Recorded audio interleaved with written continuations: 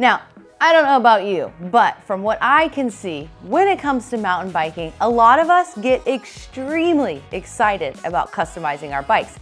And I'm not just talking about stickers and paint jobs, but rather we're trying to get our bikes to suit us best, our shape, our riding style, while delivering the most comfort and control possible. I mean, how many of us purchased our first mountain bike to only then realize it doesn't even come with pedals? This led us to go a little bit deeper on our journey and understand why. Well, pedals are very much a personal preference. There are different shapes, sizes, and designs to suit you, the rider.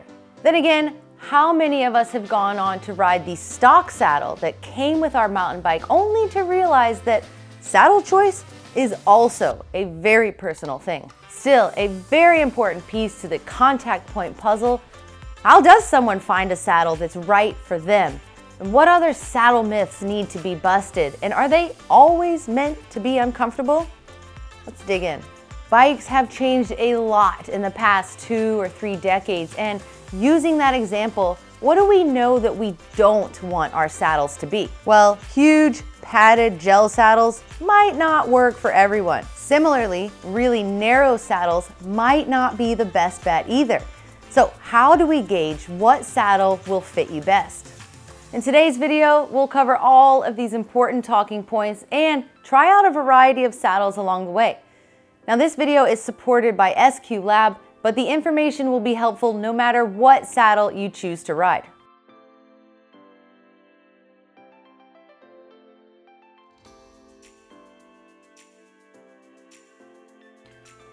First up, measuring your sit bones is a great place to start.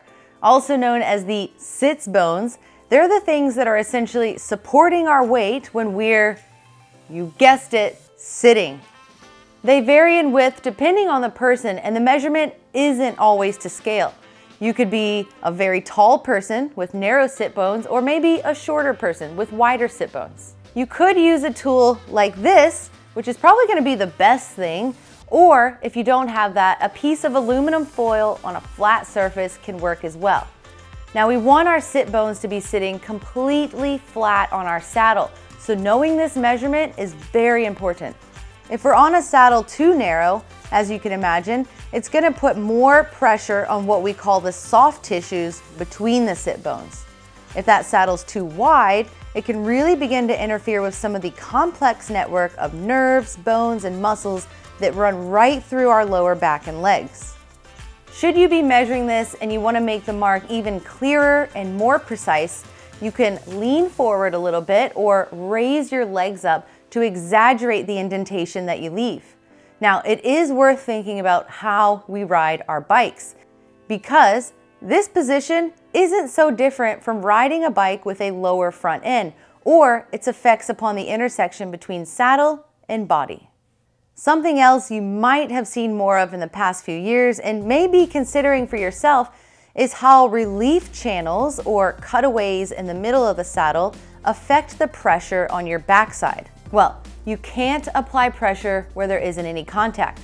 However, with the same amount of weight placed on what is now a reduced surface area, you could actually see an increase of pressure on the edges of that channel, meaning that they might not be the golden ticket to comfort that you're expecting. Some riders will even tilt the nose of their saddles downward to relieve pressure. While this is also a really personal thing, you're essentially taking what is a flat surface and pointing it downwards, which could result in the feeling of sliding forward. Now, it's worth experimenting with for sure, but at the end of the day, having a saddle that is designed to work with the contours of the human body can yield better results. Going to this step design can feel a little different at first, but it is worth giving a little bit of time to get used to it. It can give the feeling and relief of running a slightly lower nose on the saddle without putting the excess weight into our hands, which could tire us out another way. When it comes to adding relief, a lot of riders wear padded shorts. This could be beneficial for really big days in the saddle, especially if you're seated for a long time. But there are riders out there that still prefer a thinner liner, and there are even some experienced riders who don't ride with anything at all. Like, why is this? Well, firstly, when trying out a saddle, it's worth trying it without a thick chamois. We're looking to see how that saddle interacts with your body, not that brick of foam between your backside and the thing you're sitting on. Now, when you have a well-fitting saddle, using a chamois is a way to enhance comfort. Absolutely, but padding is no substitute for a good foundation of fit. Imagine you're out running, and instead of having a shoe that fits your foot, you just put on an extra pair of socks. Yes, it can help in some ways, but it can also lead to a different set of problems. So, with this in mind, let's fit me. I'm gonna talk about my personal feelings trying out a variety of saddles and give you some input so that you can make a more informed decision when it comes to finding the perfect saddle for your unique bum. Let's start with width. Now, according to the SQ Lab saddle measurer, my sit bones measure to be 13 centimeters wide. And then when I add on 2 centimeters for the moderate sitting position, the saddle that's recommended for me is 15 centimeters wide. Now, I've gone ahead and installed the wider version to start with, which is 16 centimeters, and these are the two things that I've noticed so far. Now, for starters, the wings of the saddle.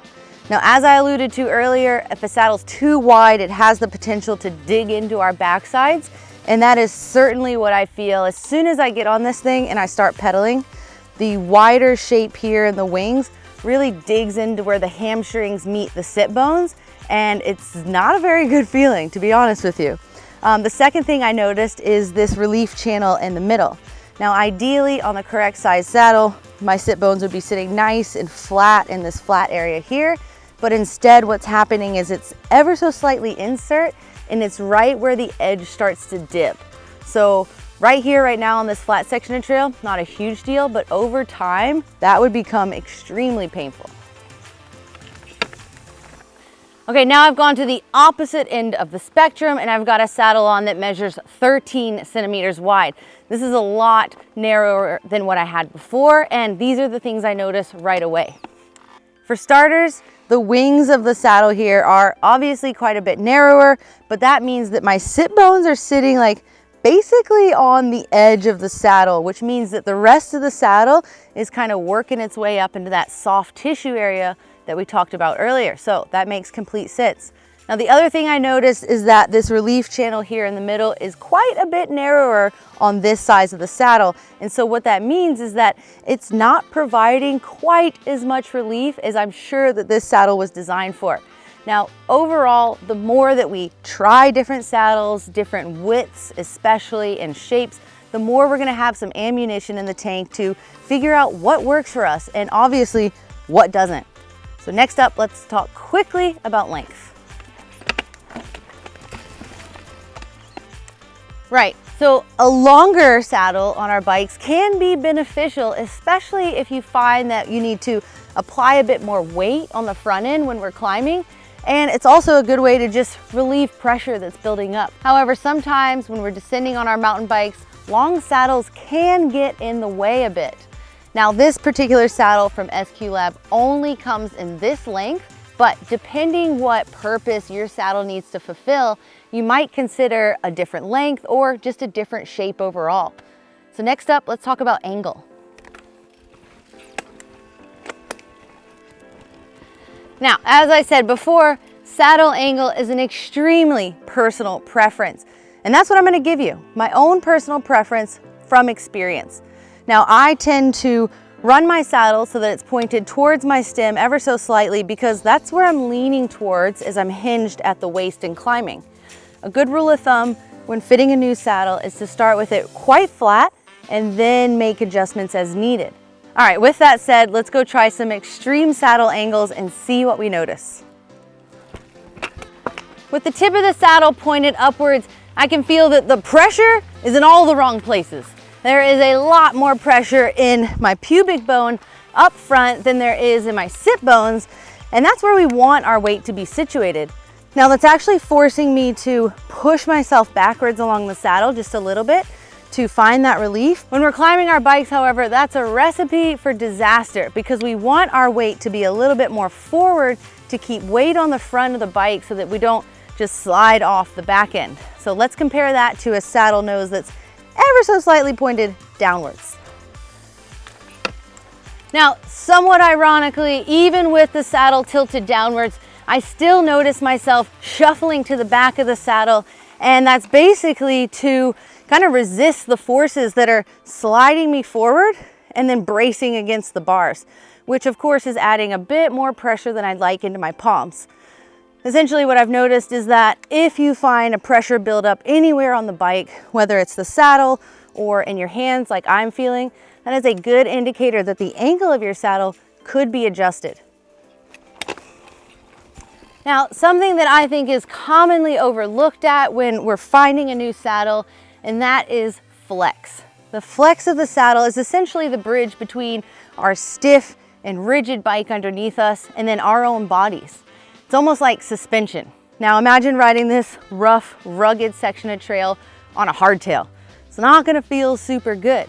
But with that said, we all like to run our suspension a little bit differently. And think about it this way, when we're walking, even our pelvis is making a slight tilting motion. So it's really important to find a saddle that works for you and the purpose that you intend to use it in.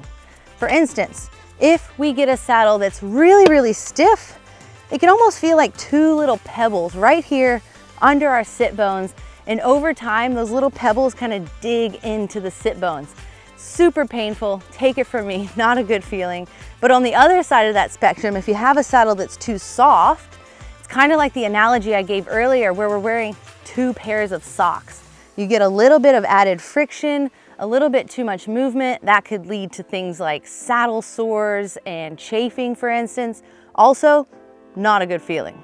SQ Lab is unique in that they offer the rider the capacity to adapt their flexibility on the saddle with the use of the active technology elastomers right here under the saddle. They come in 3 different densities from soft to medium to hard, and for the most part, they're based on your body weight, but you have the ability to adapt for yourself. And finally, let's talk about the difference between performance and comfort when it comes to choosing the right saddle. Now, obviously, not every saddle is built the same, and there's no one saddle that works for everyone. But that's why it's super important to start with an accurate, tangible thing, such as the width of our sit bones. Because then, whatever preference we have, longer, shorter saddle, softer, firmer, at least we know it's gonna be the right size for our body. Now, when I think of performance rider, I'm thinking of the rider that spends hours, maybe days a week in the saddle and riding their bike. They have conditioned their bum for this. It didn't just happen overnight, and it takes time. I mean, you don't need to be a professional racer to be considered a performance rider though.